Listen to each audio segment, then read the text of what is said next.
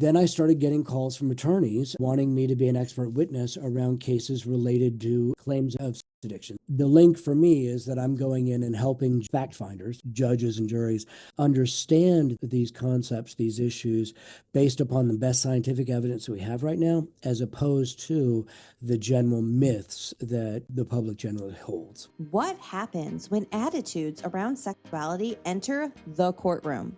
What if the biggest decisions about sex in our legal system are being made based on myths, not science? That's the basis for our fascinating conversation with forensic psychologist Dr. David Ley.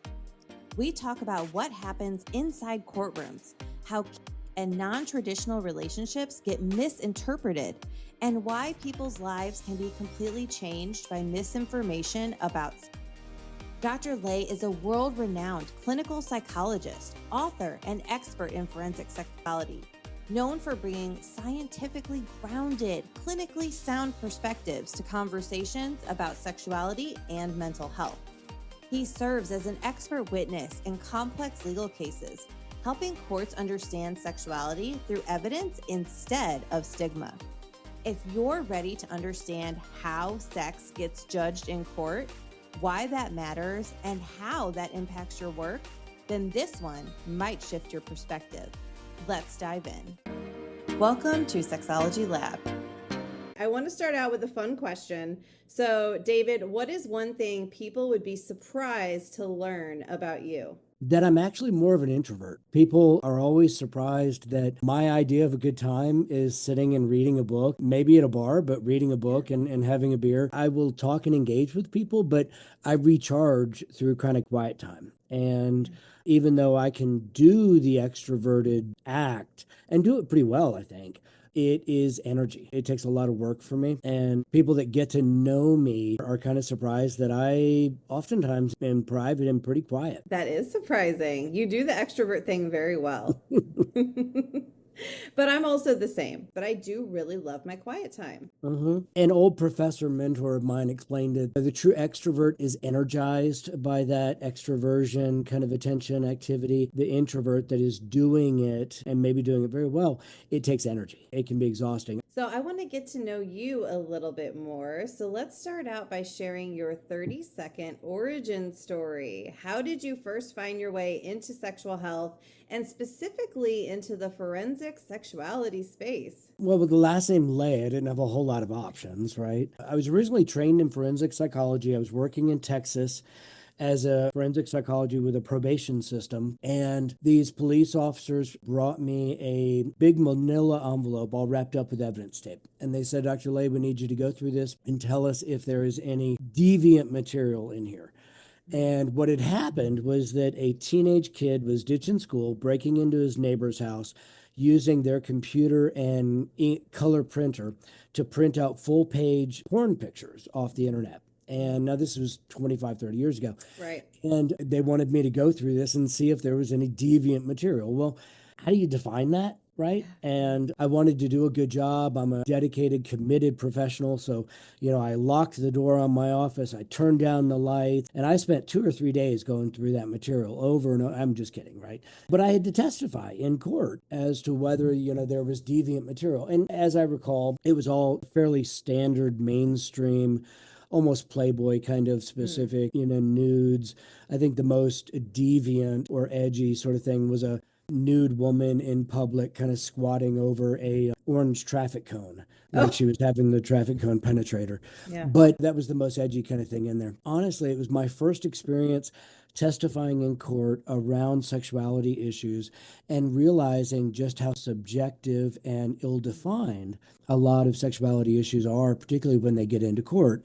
And also realizing that courts, because they are so ignorant and people generally hold so many misbeliefs and myths around sexuality, that folks that have expertise in these areas really have a lot to offer to the court around sexuality. That has become now a really significant part of my career. It's a lot of what I do on the side, testifying in court around sexuality related issues to help the judge, attorneys, and juries make decisions based on the best evidence that I can give them, as opposed to their subjective bias, whether they would do it or not.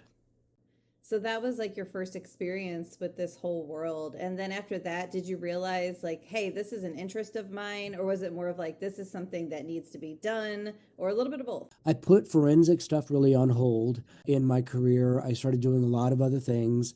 I ended up writing books about sexuality. My second book was called The Myth of Sex Addiction.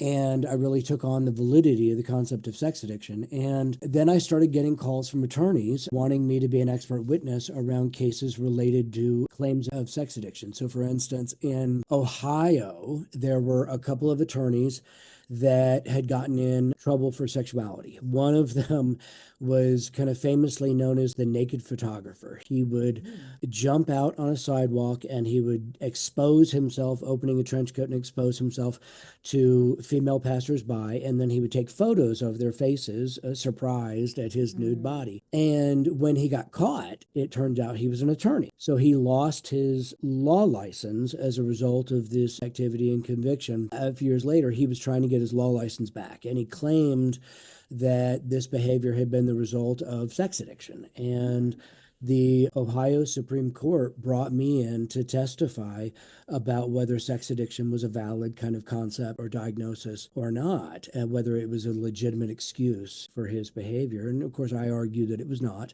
The court ruled in my favor, although a couple of years later, after he continued to behave and follow through on treatment and stuff like that, he did get his license back. But again, cases like that started popping up, and I ended up being kind of good at it. What works in these situations is being able to communicate about these complicated, nuanced issues in an accessible way that the jury can understand. As a result of that, my name started kind of getting around amongst attorneys. I started getting asked to testify about more issues. There are some expert witnesses out there that will testify for anybody about anything. And as a result, they're not viewed as having a whole lot of integrity or credibility. I try to preserve that. And so I limit my testimony generally to two broad areas. One is around sexuality issues, which obviously is a fairly broad area, but because there's so much ignorance and lack of understanding around sexuality, I can talk about kink, I can talk about sexual consent, I can talk about non-monogamy, I can talk about issues related to sexual assault. And then secondly, I testify about memory. And the link for me is that memory and sexuality are two areas where the general public holds a lot of myths, a lot of misunderstanding. People think that memory is like a video camera, that we have a hard drive in our brain that stores memory in a pristine, crystalline, unchanging nature. And the reality is completely against that. And so the link for me is that I'm going in and helping juries and fact finders, judges and juries, understand these concepts, these issues, based upon the best scientific evidence we have right now, as opposed to the general myths that the public generally holds. And that's so interesting that you mentioned memory. I remember being in a psychology class, and on the first day, the professor walked in before the class, took some papers off the desk and left, then came back in and said, can you all describe to me the person who was in here? Like, what were they wearing? How tall were they? And it was really hard.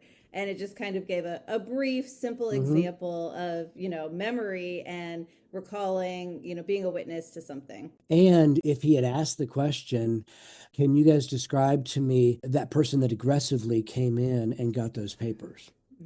It would change everybody's memory because our memory is so malleable to these kinds of things. There's famous research around that I'm borrowing from there. If you ask people to describe a car accident, and if you use words like crashing, then all of a sudden people's memory increases the speed and increases the violence of the experience, etc. So memory shifts, even memories of things like 9/11 that we would think are just such a big memory that would never change. Research shows actually it does, that our memories incorporate new information and do shift over time from what we reported at the very beginning versus how our memory looks years later. Oh, that's so interesting. And that stuff comes in to court because oftentimes in a lot of the cases that I'm testifying in, the victims' memories are sometimes the the only evidence. So then the question becomes, how much can the court rely upon those memories as evidence? And I have to be really careful. My job in testifying is not to diminish credibility of witnesses. I don't have an opinion of whether an incident occurred or not, but I want the jury to make decisions understanding that even victims' memories of sexual assaults can shift over time and may contain inaccurate information. I saw one case where a woman I worked with who had been sexually abused multiple times, and we were working through one of her memories of a sexual assault experience, and she stopped and she said, "No, wait a minute, that couldn't have happened because that table in the kitchen, that was in a different house." And so she had blended and blurred these experiences and elements of it. And that wasn't a situation that was in court. But I tell that story to help people, again, recognize that even traumatic memories, even memories that we feel like we're really strong, that our belief in the accuracy of a memory is actually not evidence that it is a accurate or valid memory. In fact, more times the strength of our belief indicates other stuff. I will get upset, damn it, I know I left my keys on the table. Somebody must have moved my keys. Who moved my keys? And then I find my keys in the fridge because the night before I was like, oh yeah, I need to put my keys in the fridge to remember to take my lunch tomorrow. But I was remembering all the other times I left my keys on the table and I didn't distinguish. And in that moment, I'm sure I left my keys on the table, but I was wrong. Yeah. So that sureness is oftentimes, I think, an indicator that we need to be more skeptical of our memories and our beliefs. Yeah, it's a humbling experience. I've done It that is. before, and I've blamed other people in my house for moving things. Then I realized, oh, wait, nope, that was actually me. Yeah. I've ended up being involved in some really remarkable kinds of cases, particularly when we look at issues around sexuality. And my role as expert witness, and first to clarify some terms, forensic psychology, forensic sexuality can include a lot of things. It can include coming in and evaluating somebody and offering statements around their sexual health, around their mental health, around their diagnoses, around their competence. But it can also involve coming in and testifying as an expert witness. Sometimes I'm a blind witness where I don't know the facts of the case.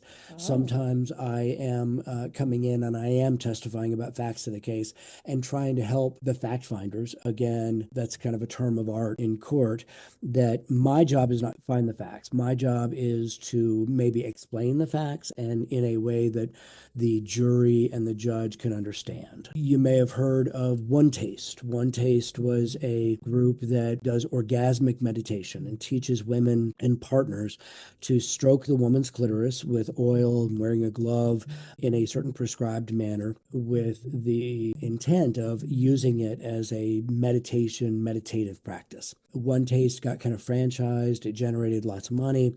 There was a Netflix documentary made about it that argued that there was a lot of exploitation, financial exploitation and such within this group, particularly by the leaders. And the FBI and Department of Justice ended up filing charges against the founders of One Taste in New York, alleging that they had engaged in conspiracy to engage in workplace exploitation.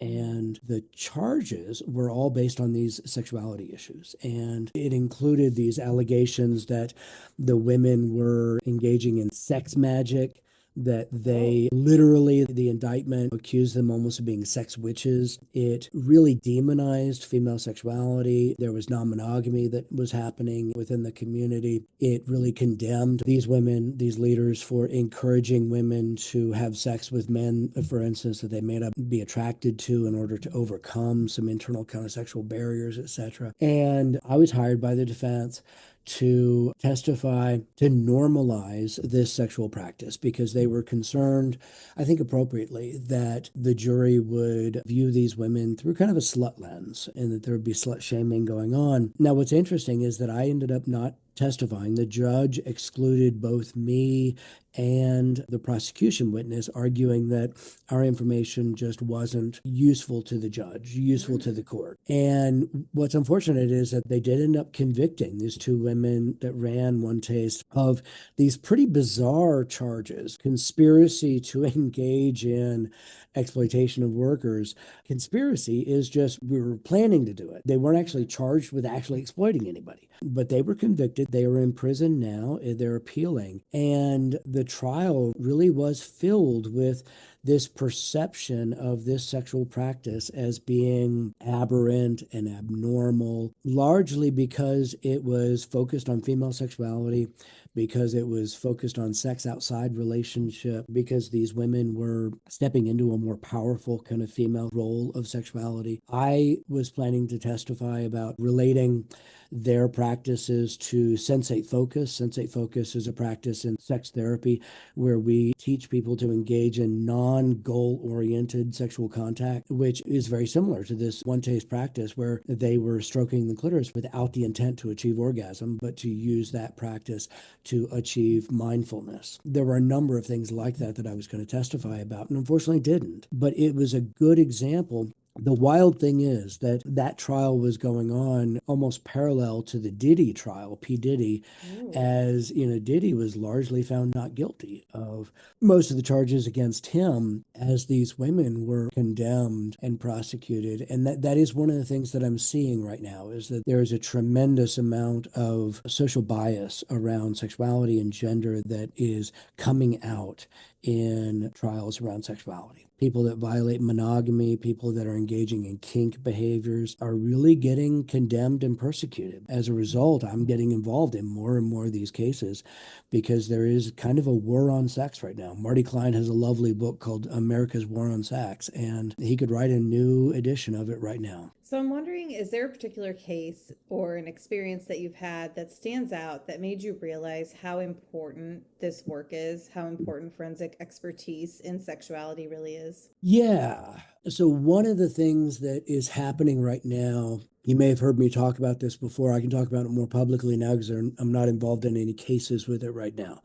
But there are these stings that happen around the country where, for many years, since really the inception of the internet, there have been people that are online and engage in predatory behaviors in online spaces towards children. So as a result, since the days of AOL, there have been law enforcement officers that go into online spaces and pretend to be children. And then if a online predator attempts to solicit sexual behavior or activity with them, the officers will then arrange to arrest that person. And that probably is a good thing. There definitely are online people that engage in unsafe, predatory, dangerous behaviors towards children, and that's wrong, and that's a crime. What's happening now, though, is that there has been a bit of a shift, and we're seeing these officers, and sometimes they're local officers, sometimes they're state officers, FBI gets involved. I have seen, oftentimes these are multidisciplinary sting activities involving multiple law enforcement agencies, but I'm now seeing them go into adult-only, sex-specific online spaces. So FetLife, for instance, Grindr, Tinder, where they are going in and now they're not pretending to be children. Sometimes they are pretending to be an adult that allegedly has a child that is available to be sexually abused, or they are pretending to be somebody who is into age play. And then at some point they arrest that person that they were interacting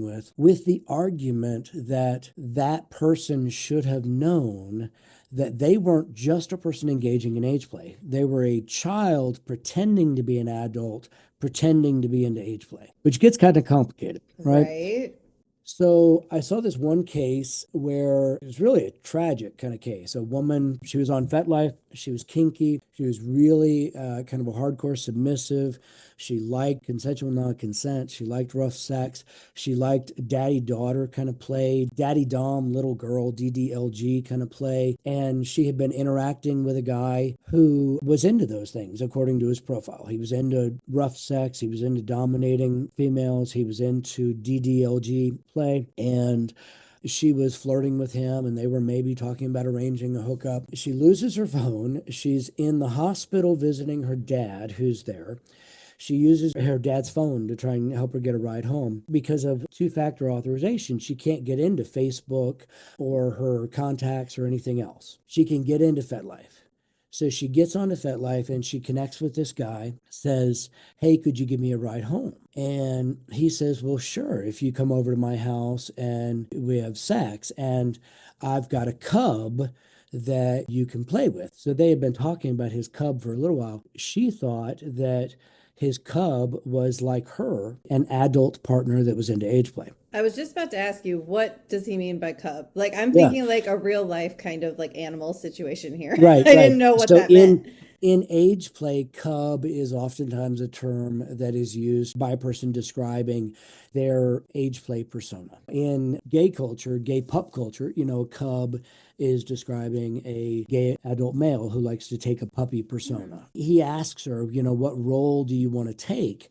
And she's like, well, I'd like you to fist me. The officer later reinterprets that actually and says, well, she wanted to fist my cub, which was not what she said. And I saw the transcripts. But she gets an Uber ride to this guy's house and gets arrested because it was a sting, and they locked her up with the argument that she should have known that when he was describing this cub, that he was actually describing a child that he wanted to molest with her. I testified in several hearings that the language that they were using was all language that is consistent in age play language. Yeah. There was no clear place where somebody that was in that age play world would have known or been able to distinguish, oh wait, no, this is not age play, this is not role play, this is an actual child. Now, to be clear, there wasn't an actual child. This was role play on the behalf of the officers, role playing that they were role playing. She eventually was released for time served, and the charges of attempted solicitation of a minor, abuse of a child, and everything else were all dropped. But most cases with stings like that, people do go to jail. And usually role play as a defense is not an adequate defense. So one of the things that I am educating folks in the kink community about this now is when you're interacting with somebody online, first you have to recognize the possibility that this is not just somebody pretending to be somebody they're not, but may actually be a law enforcement officer. If a guy drives down the street to pick up a sex worker, most of those guys have some understanding that they run the risk of picking up a law enforcement officer pretending to be a sex worker. But I think most people on Grindr or FetLife or hookup sites, swing sites, etc., I don't think they realize the possibility that they could be interacting with an officer that is engaging in potentially entrapment kind of behavior. I think they need to. I encourage folks that if they interact with somebody, don't meet up with them without verifying the identity. If you're engaging in edgy kind of role play, including age play, at some point you always need to state, I am not interested in engaging in illegal behavior. I am only interested in engaging in role play. And officers that engage in these stings tell me that once somebody says something like that, they're going to walk away. They're going to end the sting because they're allegedly not interested in arresting innocent people. And I think most of them are not. But they view many of these folks in sexual subcultures as dangerous perverts. And there is a perception that if you're interested in age play, that you probably are also interested in actually abusing real children. Now, that's not true. There's no evidence to support that. But that was a case where, A, it opened my eyes to how much this is going on. B, it exposed me to the risk that innocent people run of getting looped into these situations. And I now see some of this activity. I've seen in some Reddit naturist and nudist groups that it is fairly common for people to come into these groups and post comments about, well, I'm a teenager, I'm 12 or 13 years old, and I want to be a nudist. How can I convince my family to go along with this? Most of those are stings. Most of those are law enforcement officers pretending because they're soliciting or eliciting predators to come at them, and then they turn around and prosecute them. And that's probably a good thing. But the people that are innocent, naturist or nudist, they need to be aware of the risk of who they're interacting with. Again, there is such a righteous indignation, persecution of people that are sexually diverse right now. that we need more people out there aware, and we need more people out there stepping into cases like that to educate juries and judges about, for instance, age play, and that there's no connection between age play and sexual abuse of children. And I'm wondering too, like, are these officers receiving training on kink before they go into these spaces? What kind of education are they getting? Absolutely none, as far as I can tell. They get trained on how to engage in these sting behaviors, but they don't get trained on these sexual subcommunities. And I have heard officers make really gross generalizations about kink, for instance, and kink related to sexual abuse. They don't understand that consensual kink is radically different from sexual abuse and non-consensual behavior. Yeah, absolutely. I mean, age play is not illegal. Between two consenting adults, it's a completely legal kink activity. And that concerns me if the officers aren't receiving the proper training. Yeah, and unfortunately, prosecutors are elected, district attorneys are elected, and I've seen prosecutors go after some of these cases because it is a way for them to stand up and, when running for election. And, I defended against these perverts and I locked up these sexual predators. Some of them are people engaging in criminal sexual behavior, some of them are not. In the United Kingdom, there was a famous case where gay leathermen were engaging in consensual kink behaviors that were pretty extreme, and punching, scarification, whipping, things like that. And they were making videos of it. And these videos got released into the underground, and police found them and then started looking for these individuals because they viewed this behavior as criminal. Eventually, they found some of these guys and prosecuted them. And it went all the way to the European Supreme Court. This is when the United Kingdom was still part of the European Union. And the European Supreme Court ruled that you could not consent to that level of physical harm. That even though it was kinky and consensual, that this was still criminal. Now, I argue that if I can consent to step into an MMA ring and potentially face life-altering brain injury, why can I consent to that, but I can't consent to being whipped until my back or bottom bleed? And unfortunately, there are a number of cases around the world of juries and judges and legal systems making decisions like that sex is different. In my mind and the way I approach it, sex is a behavior. It has unique aspects, but it is not intrinsically different from any other human behavior. When I talk about it that way, I want to help people make objective decisions. Are you curious about sexology? Do you want to further integrate sexology into your work or your life? Well, friends, then we've got something just for you. It's called the Sexology Practice Guide, and it walks you through the ways this shows up in your work, in your life, and guides you through working within your scope, incorporating intimacy and sexual health into your work without starting over. Download this short, practical guide at sexologylab.com/guide. That's sexologylab.com/guide. And while you're here, make sure to subscribe and share. And now, back to the show. So I'm curious, because you've been doing this work for a while, how has this changed for you in the last 10 years or so? Like with technology, I mean, there's so many different things that could have an impact on this work. Well, it has certainly picked up a lot. When I started doing this, I'd be involved in one or two cases at a time.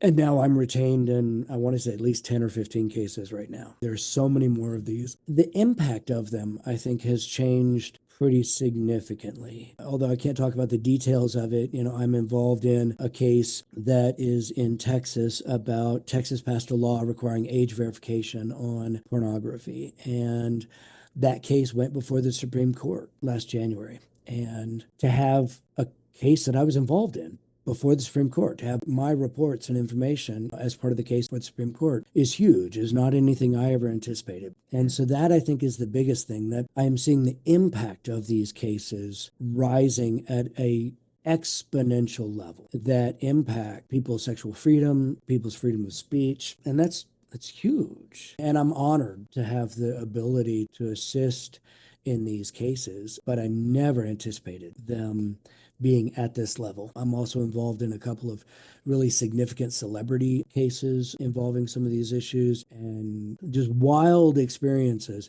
sitting down with these worldwide renowned celebrities and talking to them about sex and their sexuality is not anything I ever anticipated 20 years ago when I was looking at these porn pictures that this kid printed out on his neighbor's printer. I had no idea where all that was going. Yeah, it's interesting the journey that life takes us on sometimes. So, what are some of the most interesting cases that you've either been a part of or that you've heard of happening, even if you weren't a part of it? One of the most challenging cases for me was a case called the Mr. Double case. This was a case in West Texas where a guy for about 14 years ran an online website where he shared stories that people had written about sexuality and erotica. It was a subscription site, and he allowed people to publish stories about child sexual abuse, around pedophilia, etc.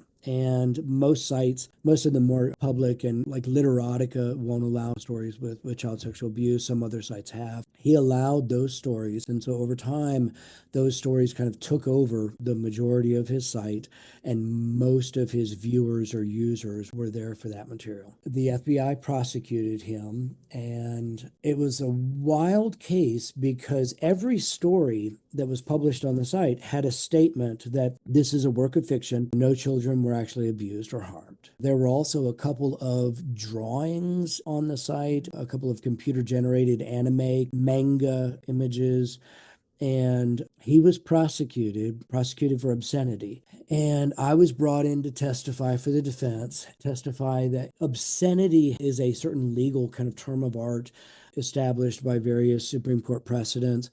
And something is not judged obscene if it has any literary, scientific, or artistic merit. I was going to testify in this case that while these stories were gross and while these stories were frightening and not anything that most of us would find arousing or want to read, that they do offer some scientific and clinical insight into the minds of people that do sexualize children. There's some evidence that access to material like this may reduce risk to offend against real children. As disgusting as some of this stuff was, that it is consistent with well-known literature. And so, for instance, the Marquis de Sade, when he was incarcerated in a prison in France, he wrote a famous story called 130 Days of Sodom, I think. And it's a fascinating story. He wrote this on like this almost like toilet paper parchment, and he hid it in the walls of this prison. The Marquis de Sade, sadism is named after him. He was a highly sexual libertine in the 1800s of France and engaged in sadistic behaviors and wrote about engaging in sadistic behaviors. And this story that he wrote, 137 Days of Sodom, involved gross violence and sexualized murder and all kinds of sadistic sexual behavior. The wild thing is that parchment that he hid in the wall of the prison was found, I want to say 75 years later. It was sold at auction in France, I think about 5 or 6 years ago. It was bought by the government of France, and it is now displayed in French museum as a French treasure, as a French cultural treasure. I was going to testify that this material is consistent with this other art that is identified as a French cultural treasure. How can we say that this doesn't hold some literary merit? I was excluded at trial, and you have to understand that in expert witness testimony, there are certain standards that you have to meet called Daubert or Frye, where your testimony has to be reliable, has to be based on some standard general industry acceptance. It can't just be your pet theory. There has to be some reliability, some error rate, etc. So you can't just make this stuff up. You can't just testify based on your personal opinions. You have to have evidence and scientific research to really support it. So the judge in that case excluded me. and said that my testimony wasn't reliable, which I was, at the time, I was like devastated. I thought, wow, I'm never going to testify in court again. What was wild was that the guy was convicted, sentenced to prison, and for a crime that had no victims, for a crime where it was thought crime, he was distributing stories and thoughts that we don't want people to think about. That in and of itself is troubling. In that trial, the defense was not allowed to talk about the First Amendment and that this guy had some First Amendment protections. And that guy is still in prison, and he was an older guy, and I think he will potentially die in prison for the crime of publishing and distributing these stories of sexuality that we don't want people to think about. But in the appeal, it went to the Fifth Circuit Court of Appeals, which is the most conservative court of appeals in the United States. I mean, they are very, very right wing, but they ruled that the judge had been in error to exclude me. And they overturned that exclusion, said I should have been allowed to testify. And that was huge to have the most conservative court rule that me, in their, quote, defending perverts, should have been allowed to testify. And that was a very formative experience for me, both in terms of seeing how courts are dealing with these sexuality issues, but also seeing my role and how I have to defend my objectivity so carefully. Yeah. And I'm curious too, from a little behind the scenes, is there a record of all of the cases you've been an expert witness for, ones you've been excluded from, like that other attorneys and judges can see? Yes, kind of. I mean, attorneys can search what's called LexisNexis, which is a database of legal decisions and cases. They can search for my name and find out cases where I've been involved. I maintain a list of all the cases I've been involved with, particularly cases where I have provided sworn testimony or been deposed. There are different courts, and federal rules and state rules are different. Federal rules, I have to provide a list of all cases I've testified in the past 10 years, I think. My kind of list goes back many years, more than that, and I just keep kind of a running list. A lot of the cases that I get involved with, there are criminal cases. That was a criminal case, and there are civil cases where people are pursuing damages. And a lot of the civil cases that I get involved with end up settling prior to trial. So there was a case I was involved in the East Coast where a male teacher engaged in really grossly sexually inappropriate behaviors with male students, flashing them, showing them pornography, talking about sexuality inappropriately with them. These were adolescent males. The teacher was eventually prosecuted and convicted for some counts of sexual abuse against some of his students. Well, other students who had not been molested by him, they later then filed a civil suit alleging that as a result of that inappropriate sexual behavior, which was grossly inappropriate, no argument, but as a result of that sexually inappropriate behavior, that these young men were now suffering symptoms of disturbed sexuality.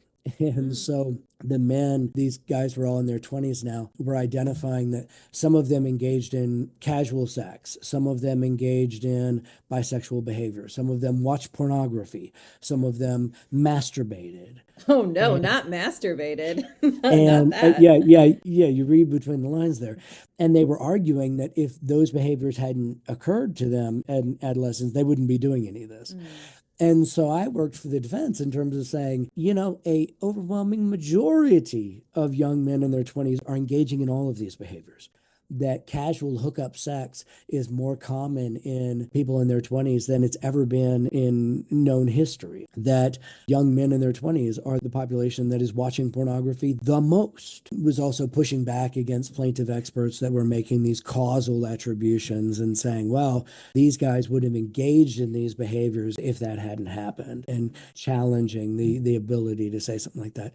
And as a result of my involvement and others, not just me, those cases ended up settling prior to trial for some damages that the school district paid rather than paying the long, extensive cost of trial with potential, damages out of trial. A lot of times that is my role. I don't even end up going to trial, but help the defense. And I'm usually on defense. I've been some plaintiff in some prosecution case, but helping the attorneys ground these issues in some objective reality world, particularly when it comes to sexuality. And at this point, what's like a rough estimate of how many cases you've been a part of? Probably between 50 and 100. If you consider only the cases where I have been deposed, which is where you are being interviewed by attorneys, but you are testifying under oath that you swear to tell the truth, or where I've testified in trial, that's about 40 or 50 cases. But then on top of that is easily that many or more cases that never went to trial. I learn something new in every case. I get to learn how to translate information around sexuality and unique issues in a way that the attorneys understand. I've got a case in the South right now where a couple had been engaging in hot wife cuckold sex relationship for about 4 years, allegedly all with the wife's enthusiastic permission and support. I mean, she was picking out the guys that she was having sex with, but then they divorce, and now she argues that that behavior was non-consensual and that she had been coerced into it. And there's a whole lot of money at stake in this divorce. And so right now I'm helping the attorneys that are representing the husband, helping the attorneys understand this lifestyle and think about how to frame it to the jury so that, again, this couple isn't just viewed as abnormal, aberrant, disturbed sluts, but to recognize the range of consensual non-monogamy, the frequency of consensual non-monogamy, because they know, it was talking with the juries, with the attorneys, and they know for a fact that some people on the jury will have engaged in consensual and non-monogamous behaviors or fantasized about it, but they're not going to admit that to the other jurors. So how do we help those jurors to push back against other jurors kind of pathologizing based on ignorance? So yeah, I mean, just fascinating cases. Everyone is different. Everyone is unique. And there's been such an explosion in research and dialogue around sexuality and aspects of sexuality that we never talked about before, that I have a wealth of information that I get to bring in and translate to the attorneys and to the juries so that, again, they make decisions based upon the best understanding. And I was trained, this is the way I do it. It's not necessarily the way other experts have to do it, but I was trained that my job is not to invest in an outcome, but to help the fact finders make the best decision possible based upon the best information possible. The jury and the judge and the attorneys, they see information I don't, and so they're making the decision based upon that information and my information. So I try not to invest in, I'm arguing for this person to be found guilty, and if they get found innocent, then I lose. That's not my job. Yeah, and it gives a more objective perspective too, I think. Yeah, that is one of the ways that I approach it. Yeah. Curious what advice you would have if we have sexual health professionals listening who want to do this type of work. What advice you have for them? I don't think you need to have a PhD. I think PhD can help. Juries like calling, hearing somebody called doctor, but it's Yeah, not a have right. to. Establish credibility and integrity. Reach out to local attorneys, reach out to local public defenders, and identify that you have an expertise in sexuality and that you're interested in supporting cases around sexuality related issues. I do some public defender work at decreased rates because I believe in it, but I also will refer cases to local clinicians. There was a case in Oregon that I got asked to testify in where a kinky gay guy was engaging in consensual non-consent with a partner, and the attorney knew that this guy was going to get convicted, but wanted somebody to explain that consensual non-consent actually is a thing and normalize it to try to decrease some of the punishment. And I helped them find a local sex therapist that could explain what consensual consent is and isn't. Those cases, I think, can help you ease in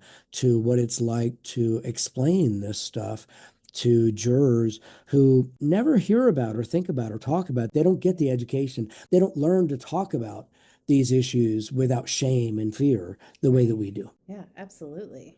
All right, David, I want to close things out with a lightning round. Oh boy, I Oh love boy. these. Okay, All let's right. see what we got. What is one fiction book and one nonfiction book that has impacted your sexuality the most? So, a fiction book by Tim Powers called The Stress of Her Regard. And it's a fantasy book about Lord Byron, Percy Shelley, Mary Shelley, and what's called the Haunted Summer, when Mary Shelley wrote Frankenstein and Lord Byron was writing about vampires and stuff like that. And it is just this extremely sexy book set in romantic poetry. And there's all this bisexuality and just really erotic, supernatural kind of stuff. Very, very cool, very powerful. Oh my gosh, we need to channel that for the SAR. Yeah, there you go. I would love it. A nonfiction book. Honestly, I mentioned Marty Klein's book, America's War on Sex. That book helped me recognize that even consensual, non-criminal sex could be pathologized and persecuted if it was identified in the wrong setting. And so one of the things I'm encouraging folks now is, if you're a content producer, for instance, doing online content production, you need to look around at your neighbors, because your neighbors will be the jurors of your peers if you are prosecuted for obscenity, for distribution of obscenity, because obscenity is a local determination. And so I've seen performers that were performing and producing in Alabama, for instance, and they got convicted for stuff that they wouldn't have gotten convicted of if they'd been living in San Francisco. So amidst today's world, I think we have to take those local considerations into stock around our sexuality. I wish that sexual diversity was safe everywhere, but it's not. Right. All right, my next question is a fun one. What is a sexy place you want to travel to? Love to go back to hedonism again. We had an advanced SAR there a few years ago, and it was an erotic environment, I will say. Sex on the beach, so long as you have a way to be out of the sand, is pretty sexy. I love it. And it's not just a drink. Yes. All right, what's the last thing you learned that fascinated you? I love these historical things that pop up on social media. Like, I saw one yesterday of, during World War II, a German soldier rigged up a little bomb on a piece of chocolate and left it. And an American soldier found the chocolate, disarmed the bomb, ate the chocolate, and left a note saying, "Thank you, it was delicious." And then the two soldiers engaged in this behavior back and forth for several weeks, neither of them ending up getting injured. And then, darned if they didn't meet each other, they arranged to meet 40 years later and became friends. I thought that was cool. All right, David, what's your favorite way to relax after a long day? Sitting in the hot tub, drinking bourbon. Yeah, perfect. What's something you think everyone should try at least once? Step outside your comfort zone. On their deathbed, nobody says, "Gosh, I'm really glad I played it safe." When we step outside our comfort zone and we push ourselves is where we grow, we learn, and we expand. All right, my last lightning round question. One myth about sexual behavior that you would love to retire. The idea that masturbation reduces testosterone in males. And there was the idea that, football coaches say, don't masturbate or have sex before the game because you'll deplete your testosterone and you'll hurt your athletic performance.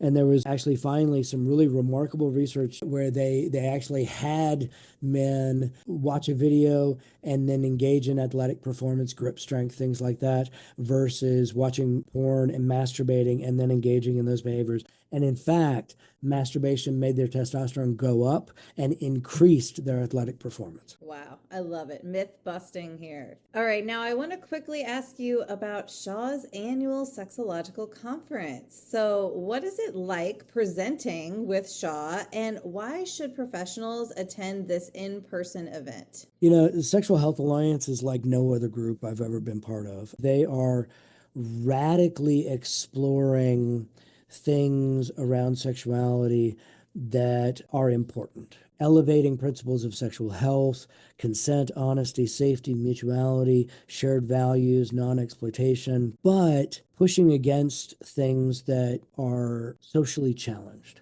And at the Sexual Health Alliance conference, you will hear things that you never thought you would hear. Last year, one of the presenters talking about anal sexual health and the ways in which he medically helps people have better anal sex was just extraordinary and really powerful, and something I never thought I'd hear. You will be educated about things that you didn't know you desperately needed to be educated about. And doing it in person is extraordinary because you also, in these online days, you need friends, you need companions, you need allies. And the Sexual Health Alliance is called the Alliance on purpose because it is about developing allies for sexual health. I love that. Thank you so much. All right, David, my closing question for real. This is my last one. If you could leave one message for the next generation, so our Gen Zs, our Gen Alphas, about sexual health, what would that message for them be, and why does it matter right now? Examine your shame. Critically examine your sexual shame. Most of us hold sexual shame, and when we look at it, we realize that we're ashamed of things that we were told that we don't believe anymore. But we haven't, because we haven't looked at it, we haven't decided whether we, as an adult with agency, want to let that shame in or not, whether we want to let that shame hold power over us anymore or not. The more I see people free themselves from sexual shame, the more fulfilling and healthier their sexual lives are. That is great advice. Well, thank you so much for being with us, Dr. David Lay. Always, Michelle, happy to talk. Don't forget to subscribe on YouTube, Spotify, Apple, or wherever you listen. Links are in the description below.